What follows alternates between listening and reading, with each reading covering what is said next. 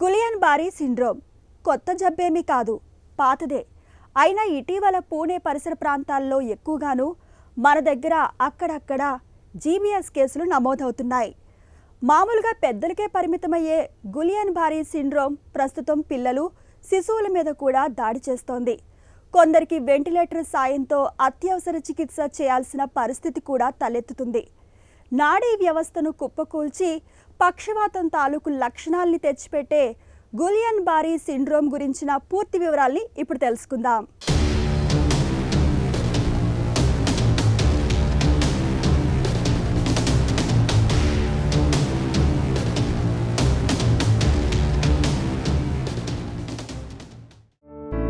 Guillain బారీ syndrome ఇదో auto immune disorder. సాధారణంగా ఏవైనా బ్యాక్టీరియా, వైరల్ ఇన్ఫెక్షన్లు తలెత్తినప్పుడు మన రోగ నిరోధక వ్యవస్థ ఉత్తేజితమై వాటిని ఎదుర్కోవడానికి యాంటీబాడీలను ఉత్పత్తి చేస్తుంది. ఇవి హానికారకాల పనిపట్టి ఇన్ఫెక్షన్లను నయం చేస్తాయి. అయితే ఈ యాంటీబాడీలు పొరపాటున కొందరిలో వారి కణజాలాన్నే శత్రువుగా భావించి దాడికి దిగుతాయి. ఫలితంగా సొరియాసిస్, ల్యూపస్ వంటి ఆటో ఇమ్యూన్ జబ్బులు తలెత్తుతాయి. గులియన్ బారీ సిండ్రోమ్ కూడా ఇలాంటి సమస్యే. వెన్నుపాము నుంచి కాళ్ళు, చేతుల వంటి భాగాలకు వెళ్లే నాడుల మీది మైలిన్ అనే రక్షణ పొరను ఈ యాంటీబాడీలు దెబ్బతీయడంతో సమస్య మొదలవుతుంది. మైలిన్ పొర క్షీణిస్తే నాడీ సంకేతాలు ముందుకు ప్రసరించడం నెమ్మదిస్తుంది. దీంతో షార్ట్ సర్క్యూట్ తలెత్తి సంకేతాలు అస్తవ్యస్తం అవుతుంటాయి. ఫలితంగా కాళ్ళు, చేతులు వంటి అవయవాలు బలహీనమవుతాయి. కొందరిలో పక్షవాతంలో మాదిరిగా కండరాలు చచ్చుబడే ప్రమాదం కూడా ఉంటుంది. నిజానికి గిలియన్ బారీ సిండ్రోమ్ ప్రపంచంలో అన్ని దేశాల్లో కూడా వస్తుంది. దాని లక్షణాలు ఏమిటి? ఇది ఒక auto immune disease. Auto immune disease అంటే శరీరంలో ఉండేటువంటి రోగ నిరోధక వ్యవస్థ, పోలీస్ మాదిరి ఉండే ప్రొటెక్షన్ చేసేటువంటి వ్యవస్థ ఏదో కారణాంతరం వల్ల అక్కడ ఉండే శరీరంలో ఉండే కొన్ని అవయవాలని, భాగాలని గిలియన్ బారీ సిండ్రోమ్లో పెరిఫరల్ నర్వ్స్ అంటారు. అంటే వెన్నుపూస నుంచి బయటకు వచ్చే నరాలని ఇబ్బంది పెట్టి డ్యామేజ్ చేస్తుందట. ఇది ఎట్లా జరుగుతుంది? ఏదన్నా ఒక వైరల్ ఇన్ఫెక్షన్ వచ్చిందనుకోండి, లేదు ఇప్పుడు ఈ సీజన్లో బాగా తెలుస్తున్నది ఏమిటంటే క్యాంపైలోబాక్టర్ జెజునై అని ఈ ఇన్ఫెక్షన్ వచ్చింది.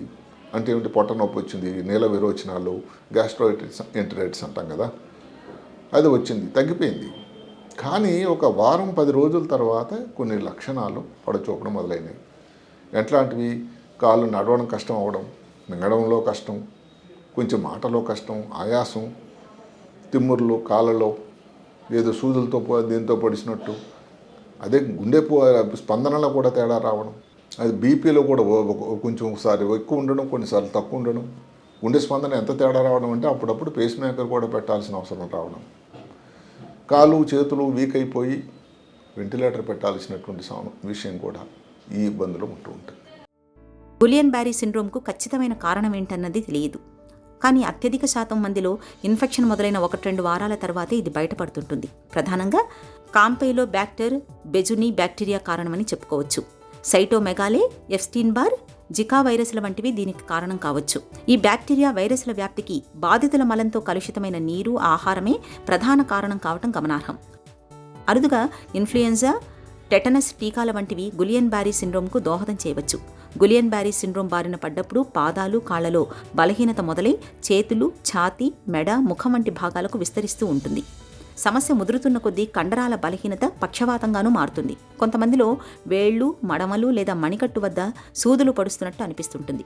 కాళ్ల నొప్పులు, సరిగ్గా నడవలేకపోవడం, నడుస్తున్నప్పుడు తూలటం, మెట్లు ఎక్కలేకపోవడం, నోరు వంకరపోవటం, మాట్లాడటం, నమలటం, మింగటంలో ఇబ్బంది పడటం, 1-2 దృశ్యాలు కనిపించడం, కళ్లను కదిలించలేకపోవటం, శ్వాస తీసుకోవడానికి తోడ్పడే కండరాలు బలహీనం కావటం వంటి లక్షణాలు కనిపిస్తుంటాయి. అరుదుగా కొందరికి విపరీతమైన చెమటలు పడుతుంటాయి. ఒకే చోట పూణే పరిసర ప్రాంతాలు, దాని పక్కన ఉండేటువంటి ఇంకో కార్పొరేషన్ పింప్రి చించ్వాడ్, ఇవన్నీ ఏరియాలో చూసుకున్నట్టయితే అసలు 166 కేసులు ఒకేసారి ఒక నెల లోపల 2 వారాల్లో రావడం అన్నదే అవుట్ బ్రేక్ అని దీన్ని నామకరణం చేశారు. అందుకని కారణాలు వెతుకుతూ ఉంటే దీని లోపలికి ఇప్పుడు ఇండియన్ కౌన్సిల్ మెడికల్ రీసెర్చ్ అని వాళ్ళు, NIV national institute of virology, ప్రపంచ ఆరోగ్య సంస్థ కూడా రంగంలోకి దిగి కడు చర్యలు, దానికి పరీక్ష విధానాలు చూస్తూ ఉన్నారు. చివరికి తేలింది ఏమిటంటే ఎక్కువ శాతం ఏదైతే అక్కడ పారిశుధ్యం అన్నది తక్కువ ఉంది ఆ ప్రాంతంలో. ఈ మధ్యకాలంలో కొన్ని ప్రాంతాలు పూణే కార్పొరేషన్లోనికి చేర్చబడ్డాయి. చేర్చడం వరకు బాగానే ఉంది, కానీ ఆ గ్రామాల్లో కొన్ని నీరు తాలూకా ఏదైతే ఉందో అది ప్రొటెక్టెడ్ నీరు కాదట, కలుషితమైన నీరు.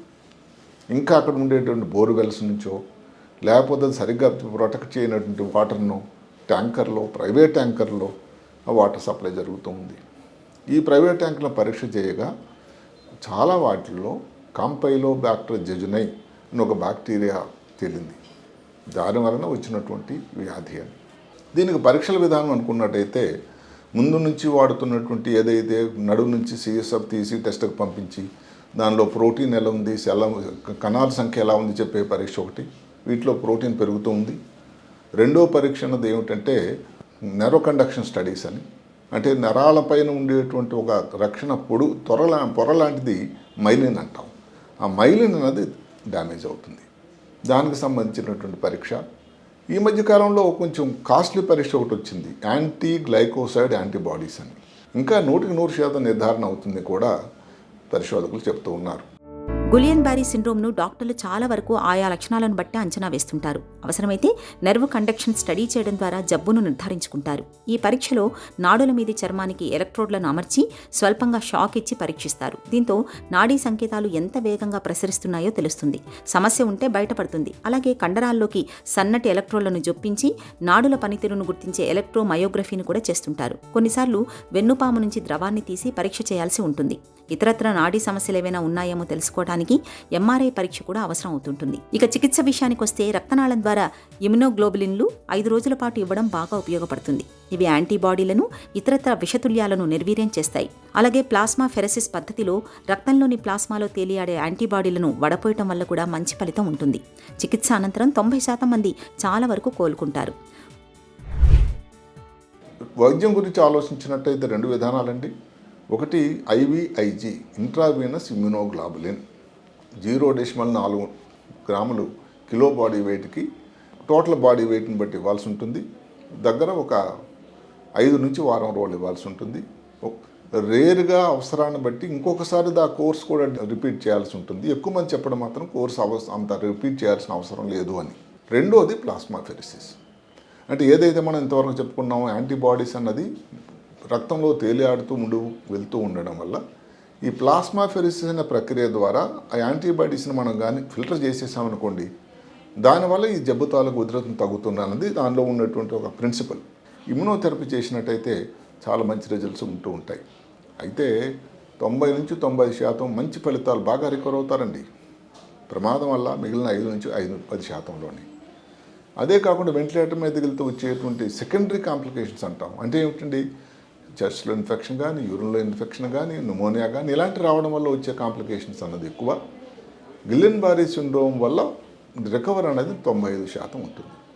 కాబట్టి ప్రమాదం అయితే ఉన్నది కానీ భయపడాల్సిన అవసరం లేదు. దీనికి తీసుకోవాల్సిన జాగ్రత్తలు అన్నట్టయితే కలుషితమైన నీటిని సేవించకూడదు. నీరు వేడి చేసుకొని బాగా తాగాలి. భోజనం చేసే పదార్థాలు కూడా వేడిగా ఉండాలి. గులియన్ బారీ సిండ్రోమ్కు ఎంత త్వరగా చికిత్స తీసుకుంటే అంత బాగా కోలుకుంటారు. నీళ్ల విరేచనాలు, కడుపులో నొప్పి వంటి బ్యాక్టీరియా, వైరల్ ఇన్ఫెక్షన్ తలెత్తిన 1-2 వారాల తర్వాత కాళ్లలో బలహీనత వంటి లక్షణాలు కనిపిస్తే నిర్లక్ష్యం చేయకూడదు. వెంటనే డాక్టర్లను సంప్రదించాలి. చికిత్స ఆలస్యమైతే కాలు, చేయి బలహీనత వంటివి అలాగే ఉండిపోవచ్చు. ఇక నివారణ విషయానికొస్తే కాచి వడబోసిన సురక్షితమైన నీటిని తాగటం మేలు. కూరగాయలు, పండ్ల వంటి వాటిని 1-2 సార్లు శుభ్రంగా కడిగిన తర్వాతే వాడుకోవాలి. మాంసాహారాన్ని సరైన ఉష్ణోగ్రతలో పూర్తిగా ఉడికేలా వండుకోవాలి. పచ్చిగుడ్లకు దూరంగా ఉండడం మేలు. వంట వండేటప్పుడు, భోజనం చేసే ముందు, మల విసర్జన తర్వాత శుభ్రంగా చేతులు కడుక్కోవాలి. మాంస పదార్థాలను కడిగిన, కోసిన చోట్లను వేడి నీటితో శుభ్రం చేయాలి. ఈ జబ్బు నేరుగా ఒకరి నుంచి మరొకరికి సోకేది కాకపోయినప్పటికీ కలుషిత నీరు, ఆహారం ద్వారా వ్యాపిస్తున్న నేపథ్యంలో జాగ్రత్తగా ఉండడం అవసరం.